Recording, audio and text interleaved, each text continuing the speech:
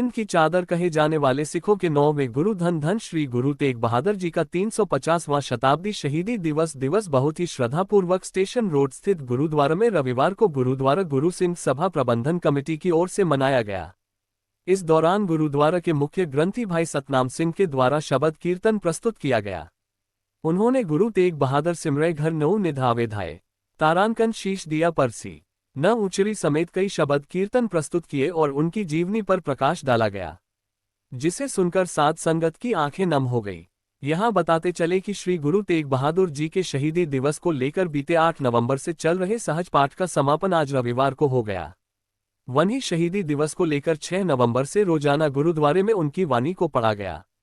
इस मौके पर गुरुद्वारा प्रबंधन कमेटी के मुख्य प्रधान सेवक गुणवंत सिंह मोंडिया ने कहा कि जब धर्म के नाम पर मर मिटने की बात आती है तो सिख समुदाय का नाम हमेशा ही सम्मान के साथ लिया जाता है।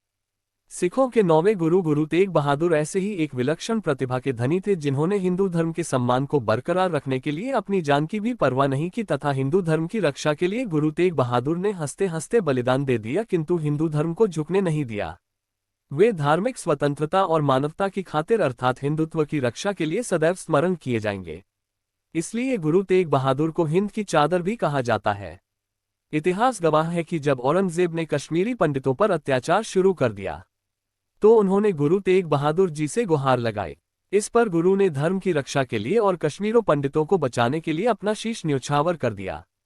इस दौरान आरएसएस के धर्मवीर सिंह ने कहा कि गुरु तेग बहादुर जी और उनके पुत्र गुरु गोबिंद सिंह जी और उनके चारों पोते यानी चारों साहिबजादे और उनके परिवार की जीवनी को विद्यालय महाविद्यालय के छात्र छात्राओं के बीच भी जानकारी देनी चाहिए। उन्होंने कहा कि इस बार आरएसएस ने संकल्प लिया है कि वह घर घर तक जाकर शहीदों की शहीदी के बारे में बताएंगे।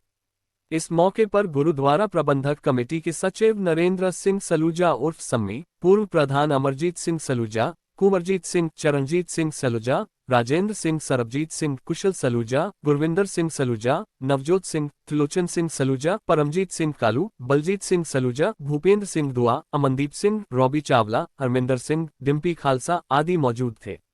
आरएसएस, विहिप, सेवा भारती और गणमान्य लोगों को किया गया सम्मानित। वहीं इस मौके पर 350वें शताब्दी शहीदी दिवस पर गुरुद्वारा में आरएसएस, विश्व हिंदू परिषद, सेवा भारती समेत कई संस्थानों से जुड़े लोगों ने शिरकत की और शब्द कीर्तन और लंगर में शामिल हुए।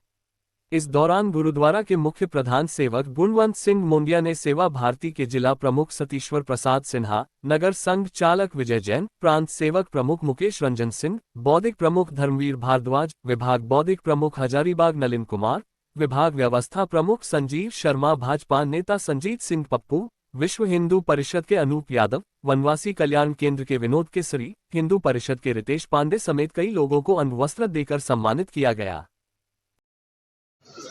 चित्रण हमारे ग्रंथी महोदय द्वारा दिया गया।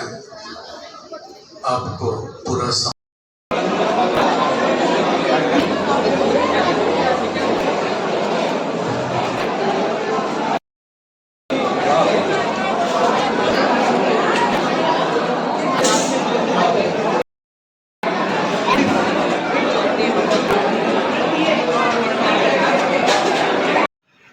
के इस गुरुद्वारे के पावन भूमि को मैं नमन करता हूँ। गुरु तेग बहादुर जी के 350वें प्रेरणादायी दिवस के रूप में हम सभी आज यहाँ एकत्रित हुए हैं। 21 अप्रैल 1621 वैशाख कृष्ण पंचमी पंजाब के अमृतसर में सिखों के 6वें गुरु हरगोविंद जी के घर में माता नानकी से उनको अपने सबसे छोटे पुत्र के रूप में एक पुत्र रत्न की प्राप्ति होती है। बाल्यकाल से ही त्याग भावना, गहन चिंतन और साहसी होने के कारण माता पिता उनका नाम त्यागमल रखते हैं। मात्र 14 वर्ष की आयु में अपने पिता के नेतृत्व में त्यागमल जी शत्रुओं के खिलाफ युद्ध में जाते हैं और बड़े ही साहस के साथ, वीरता के साथ अपना पराक्रम दिखाते हैं।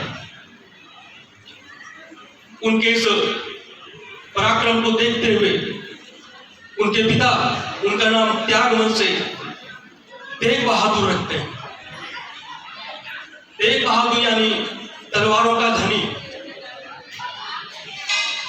3 फरवरी 1632 को माता गुजरी से उनका विवाह होता है। गुरु तेग बहादुर जी गुरुवाणी के साथ साथ शस्त्र विद्या और घुड़सवारी में भी महारत हासिल किए। वे वेद, उपनिषद और पुराण जैसे खालसा वाहिगुरु जी की फतेह। आज बहुत बड़ा दिन है जिसमें कि हम लोग अपने 9वें गुरु श्री गुरु तेग बहादुर जी का शहीदी दिवस मना रहे हैं। ये वो गुरु हुए हैं जिन्होंने हिंद की चादर के नाम से इन्हें जाना जाता है, जिन्होंने धर्म की रक्षा के लिए अपने प्राणों की आहुति दी। सिर्फ प्राणों की आहुति तो सिख धर्म में आप कहें तो इतने लोगों ने दी है कि हम गिन नहीं सकते इनको। लेकिन इनकी सबसे बड़ी बात कि पहले गुरु नानक देव जी से जो पंथ हमारा चला, उस पंथ को आगे बढ़ाते हुए जब 9वें गुरु तक पहुंचे, तब तक उनके कितने शिष्य, कितने अनुयायी और कितने लोग, इतनी बड़ी हस्ती होने के बाद इन्होंने स्वयं स्वीकार किया कि मैं अपने प्राण दे सकता हूं। और उन्होंने ये दावा किया कि अगर जाके तुम अपने औरंगजेब से कहो कि अगर वो मुझे अपना धर्म स्वीकार करा लेंगे तो आप लोग सब स्वीकार कर लेंगे। ये बात ये औरंगजेब के पास जब पहुंची कि एक आदमी अगर गुरु तेग बहादुर को अगर बना लिया जाए तो सारे का सारा कुनबा जो है वो मुस्लिम धर्म स्वीकार कर लेगा। ये बहुत बड़ी बात थी। और जितनी बड़ी शक्ति, जितने बड़े ताकतवर उधर से राजा थे, उतनी ही बड़ी शक्ति चाहिए थी उन्हें रोकने के लिए। उतनी बड़ी आत्मबल, उतनी बड़ी हस्ती होनी चाहिए थी जो उन्हें रोक पाए। और उन्होंने उतनी बड़ी हस्ती के साथ में टक्कर लेकर के आमने सामने बात करके और सीधा सीधी बना किया कि किसी भी हालत में हम ये धर्म स्वीकार नहीं करेंगे। इतनी तरह की यातनाएं दी गई। उनके सामने उनके अनुयायी भाई मतीदास, भाई सतीदास, भाई दयाला जी को शहीद कर दिया गया अत्यंत यातनाओं के साथ। फिर भी वो डोले नहीं। उन्होंने कहा हमें किसी भी शर्त पर मुस्लिम धर्म स्वीकार नहीं है, क्योंकि कोई भी धर्म ये नहीं कहता कि दूसरे के धर्म पर दबाव बनाओ या किसी भी धर्म को आप छोटा या बड़ा मानो। ये बात नहीं है। आप अपने धर्म को मानो, हम अपने धर्म को मानेंगे और हम लोग किसी भी तरह के दबाव या किसी तरह के भय को नहीं मानेंगे।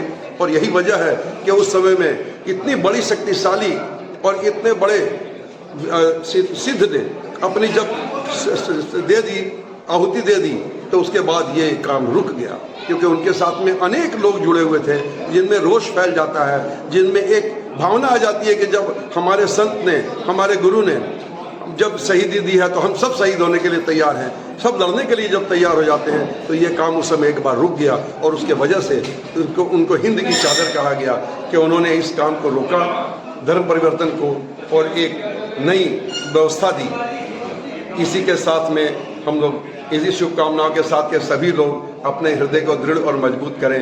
उन्हीं के बारे में आज सारी कथा वार्ता आज हुई है। और इसके बारे में इस बीच में हमारे बीच आरएसएस के, भारतीय जनता पार्टी के, राष्ट्रीय स्वयंसेवक संघ से लेकर के जितने इनके अंग हैं, जितने इनकी संस्थाएं हैं, काफ़ी लोग आज यहाँ पर जुड़े और उन्होंने इस बारे में अपने भी विचार रखे कि किस प्रकार ये शहीदी हुई और किस प्रकार हमें इस शहीदी को याद रखना चाहिए और हमें इससे उत्प्रेरित होना चाहिए कि अपने धर्म की रक्षा करने के लिए कितनी शक्ति चाहिए। हम लोग जरूर अपनी शक्ति पैदा करें और अपने लोगों के बीच मिल करके इसको धर्म को आगे बढ़ाएं। बहुत धन्यवाद।